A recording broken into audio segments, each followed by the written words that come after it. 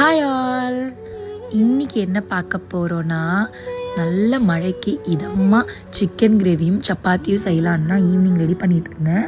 So எப்படி நான் chicken gravy செய்வேன்னா, ஃபஸ்ட்டு நல்லெண்ணெய் யூஸ் பண்ணிப்பேன். கூட கொஞ்சம் கரம் ஐட்டம்ஸ் எல்லாமே ஆட் பண்ணிவிட்டு, வெங்காயம் நல்லா சாட்டே பண்ணிட்டு, கூடவே உப்பு போட்டுட்டு, மஞ்சத்தூள் போட்டு, அப்புறம் இஞ்சி பூண்டு பேஸ்ட்டும் ஆட் பண்ணிவிட்டு, ஒரே ஒரு தக்காளி மட்டும் ஆட் பண்ணிப்பேன்.